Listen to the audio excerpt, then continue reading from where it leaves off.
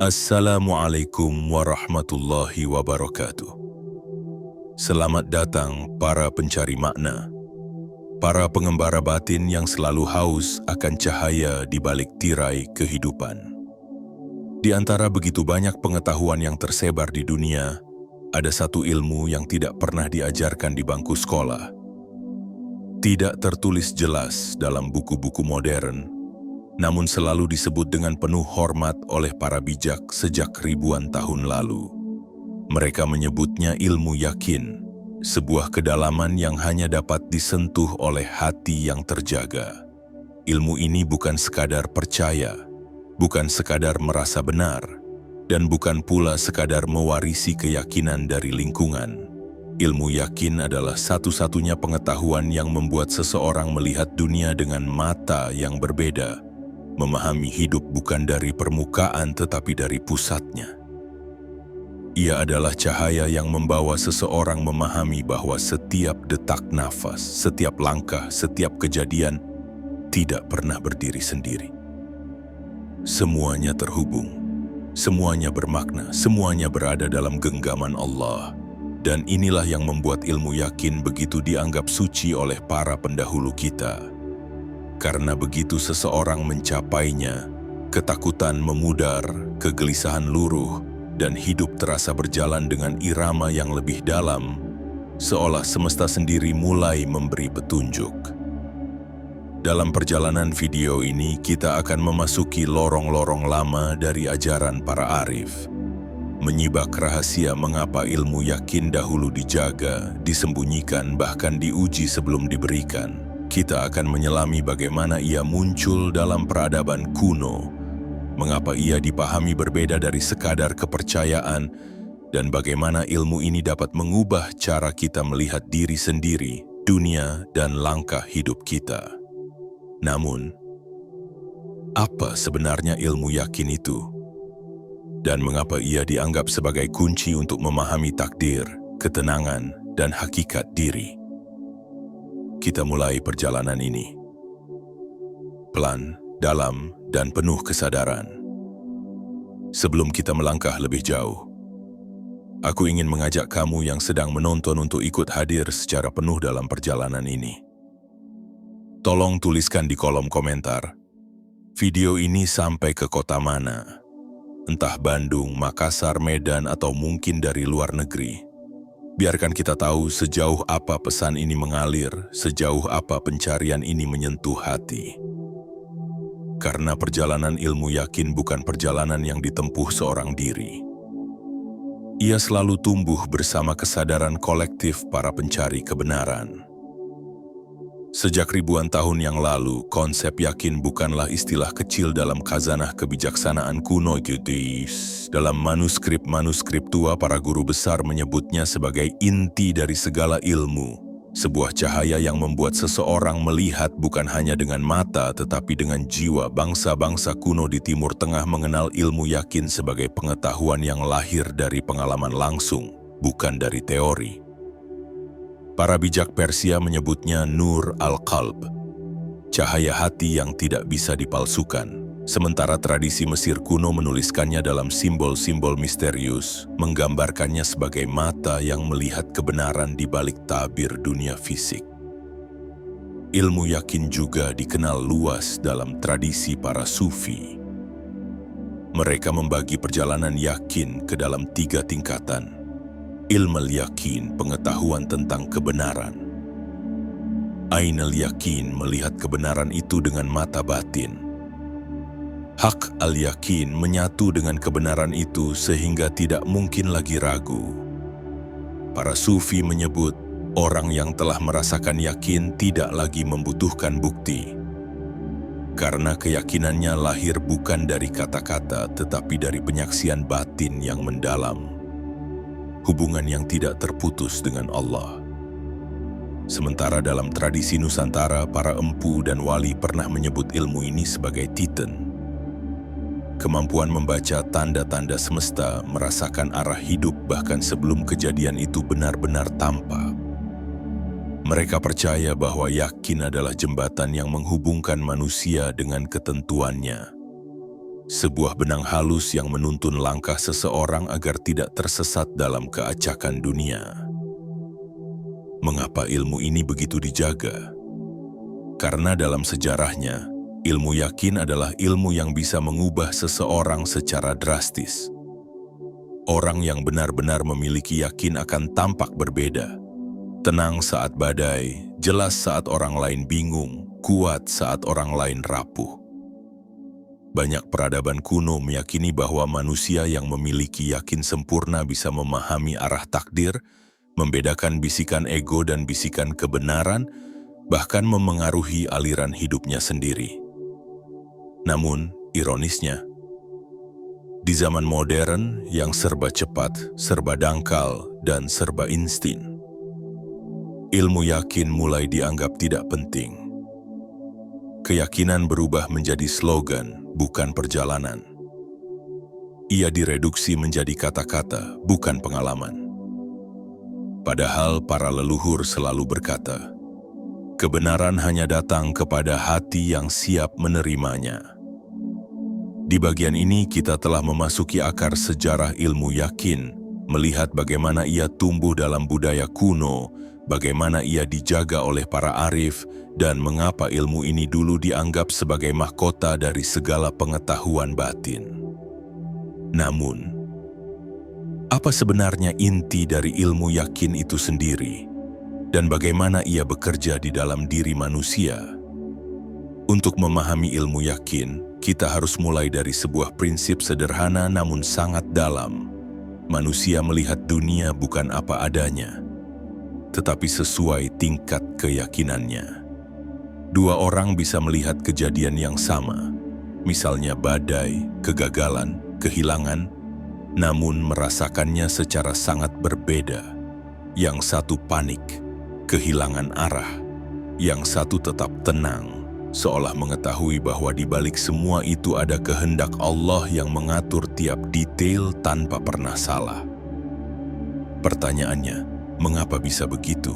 Karena yakin bukan sekadar percaya bahwa sesuatu itu benar.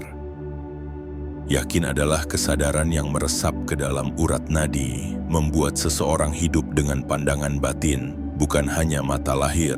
Mari kita bayangkan sebuah analogi sederhana. Bayangkan seseorang berdiri di dalam sebuah ruangan gelap. Di hadapannya ada pintu, tapi ia tidak bisa melihatnya. Orang lain yang memegang senter memberitahunya, percaya saja, pintunya ada di depan. Itu sekadar iman, tahap awal. Ia percaya karena diberitahu. Namun ketika seseorang menyalakan cahaya kecil dari dalam dirinya, cahaya keyakinan, ia mulai melihat garis samar pintu itu. Itu adalah Ain al-Yakin, melihat dengan bukti batin. Dan ketika dia berjalan memegang gagang pintu, membukanya dan keluar ke cahaya, itulah hak al-Yakin, kebenaran yang dialami, bukan sekadar dipahami. Ilmu yakin bekerja seperti itu. Ia bukan datang dari kata-kata guru atau buku. Ia lahir dari pengalaman batin yang berulang, dari kejujuran hati, dari ujian hidup, dari momen-momen ketika seseorang hampir menyerah namun tetap memilih percaya pada Allah. Ini salah satu rahasianya. Keyakinan seseorang selalu diuji sebelum dinaikkan derajatnya. Para arif berkata, Allah tidak akan memberikan yakin kepada hati yang masih penuh dengan ketakutan buatan jalannya sendiri. Itulah sebabnya hidup sering terasa tidak pasti, tidak selalu sesuai rencana. Kadang terasa seperti ujian tak berujung. Padahal di balik itu semua, ada proses pembakaran ego, pembersihan hati, dan penyelarasan batin yang tidak bisa dipahami oleh pikiran biasa. Ilmu yakin berbeda dari optimisme, berbeda dari pikiran positif, berbeda dari sugesti. Optimisme hanya bekerja saat keadaan baik. Yakin tetap hidup bahkan saat dunia runtuh. Pikiran positif adalah rekayasa pikiran. Yakin adalah bisikan jiwa. Sugesti mencoba meyakinkan diri dengan kata-kata. Yakin lahir tanpa harus dibicarakan. Dan menariknya, ilmu yakin tidak selalu logis di mata orang awam.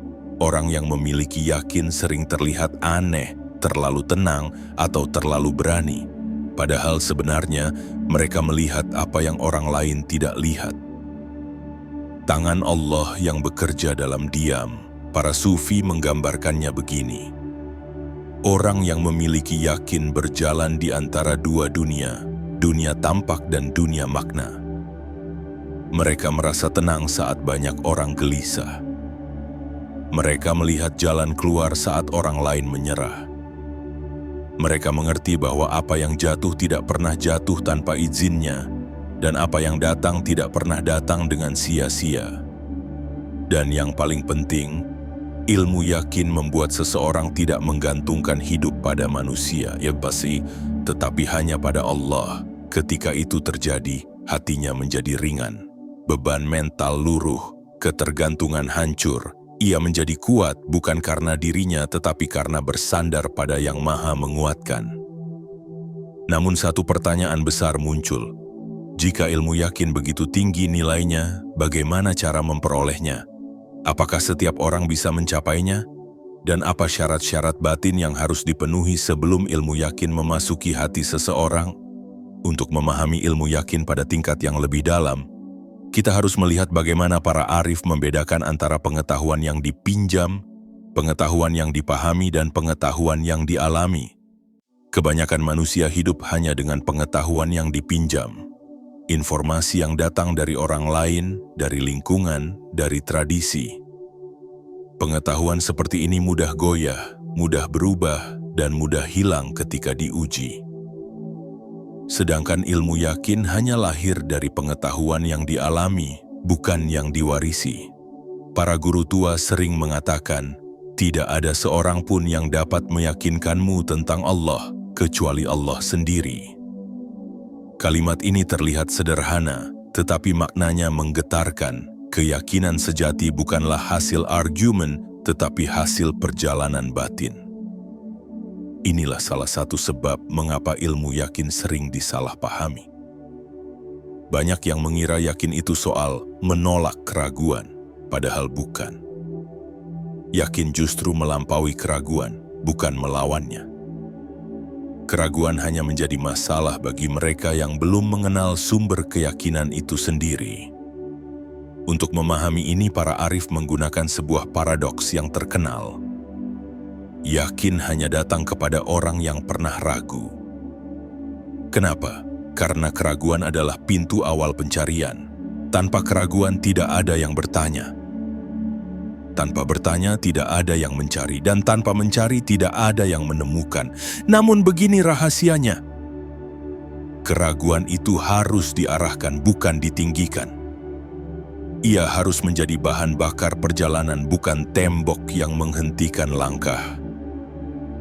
Membongkar miskonsepsi besar tentang yakin selama berabad-abad. Banyak orang mengira yakin itu berarti tidak takut. Padahal orang yang memiliki yakin tetap punya rasa takut. Tetapi ia tidak dikendalikan oleh rasa takut itu. Yakin bukan meniadakan emosi manusia. Yakin justru menata emosi manusia agar tidak menenggelamkan kesadaran. Seorang arif pernah berkata, takut itu ada, tetapi ia hanya sebatas angin. Yang menetap adalah Allah. Disinilah letak kehalusan ilmu yakin. Ia bekerja bukan dengan mengubah dunia luar, tetapi dengan mengubah getaran hati seseorang. Orang yang memiliki yakin tidak lagi melihat hidup sebagai kumpulan kejadian acak, melainkan rangkaian tanda-tanda yang saling menyambung, penuh arti dan penuh pesan. Bukan kebetulan, bukan keberuntungan, bukan musibah tanpa tujuan, semua ada maknanya. Rahasia kekuatan orang yang memiliki yakin. Ada sebuah kenyataan yang jarang dibahas. Orang yang memiliki yakin cenderung lebih kuat menghadapi hidup. Bahkan tanpa mereka sadari, mereka bisa bertahan ketika orang lain menyerah, menemukan jalan ketika orang lain buntu, tetap tenang ketika keadaan menekan, melihat kesempatan di tengah kebingungan. Kekuatan ini bukan karena mereka lebih pintar, lebih mampu, atau lebih berani daripada orang lain. Kekuatan ini muncul karena mereka merasa tidak berjalan sendiri. Perasaan tidak sendiri itulah yang mengubah segalanya. Karena ketika hati yakin bahwa Allah selalu menyertai, bahwa Yang Maha Mengetahui tidak pernah lengah, seseorang dapat bergerak dengan keteguhan yang tidak bisa dijelaskan dengan logika biasa. Inilah alasan mengapa para leluhur mengatakan bahwa yakin adalah mahkota hati. Karena tanpa yakin, ilmu setinggi apapun akan membuat seseorang ragu, tetapi dengan yakin bahkan langkah kecil pun terasa kokoh. Mengapa ilmu yakin tidak gampang diajarkan? Karena ilmu ini bukanlah teori. Ia tidak bisa dituangkan sepenuhnya dalam kata-kata. Ia hanya bisa diberikan lewat pengalaman, ujian, dan perjalanan. Bahkan dalam tradisi para sufi, guru tidak pernah memberikan yakin. Yang dilakukan guru hanyalah menuntun murid ke tempat di mana yakin itu mungkin tumbuh. Yakin tetaplah anugerah yang diberikan Allah langsung kepada hati yang bersih dan siap.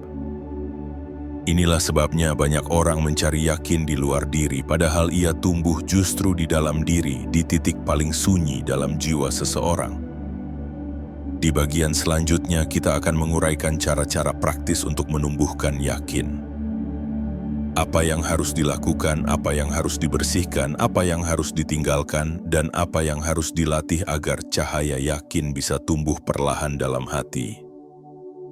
Setelah memahami hakikat dan kedalaman ilmu yakin, kini kita memasuki bagian yang paling ditunggu. Bagaimana caranya menumbuhkan yakin dalam kehidupan nyata? Bagaimana seseorang dapat merasakan kehadiran Allah dalam langkah-langkah kecil sehari-hari? Bukan hanya ketika hidup mudah, tetapi juga ketika hidup terasa berat. Untuk itu, para arif memberikan beberapa latihan praktis. Bukan ritual yang berat, bukan amalan yang sulit, tetapi latihan batin yang secara perlahan membuka ruang bagi cahaya yakin untuk masuk. 1. Melatih hadir dalam setiap detik. Kunci pertama dari yakin adalah hudhur, yaitu hadir. Banyak orang hidup dengan tubuh yang bergerak, tetapi hati mereka mengembara ke masa lalu atau masa depan. Untuk menumbuhkan yakin, latihlah diri untuk kembali ke detik ini. Caranya sederhana. Saat menarik nafas, sadari bahwa Allah lah yang memberi kehidupan. Saat menghembuskan nafas, lepaskan kekhawatiran yang menumpuk. Ulangi dalam hati, aku tidak sendiri. Latihan kecil ini jika dilakukan setiap hari perlahan melunakkan ketegangan yang menutupi intuisi dan keyakinan. 2. Catat tanda-tanda kecil dalam hidup. Orang yang memiliki yakin selalu peka terhadap isyarat. Sementara orang yang hatinya tertutup menganggap hidup hanyalah kebetulan. Mulailah mencatat hal-hal kecil yang kamu rasakan sebagai petunjuk. Kebetulan yang terlalu tepat, kejadian yang muncul di waktu yang misterius, orang yang datang memberi jawaban tanpa diminta, mimpi yang terasa seperti pesan, perasaan kuat untuk memilih arah tertentu. Semakin sering kamu mencatatnya, semakin terlihat bahwa hidup ini tidak berjalan sendiri. Ada tangan halus yang mengaturnya. 3. Kurangi ketergantungan pada manusia. Salah satu musuh yakin adalah bergantung pada makhluk. Semakin seseorang menggantungkan harapannya pada manusia, semakin rapuh hatinya. Cobalah latihan kecil ini. Saat kamu membutuhkan sesuatu, katakan dalam hati, yang menggerakkan segala sesuatu hanyalah Allah. Minta kepadanya dahulu, baru bergerak. Lihat bagaimana perasaanmu berubah saat keputusan lahir dari ketenangan, bukan dari kepanikan.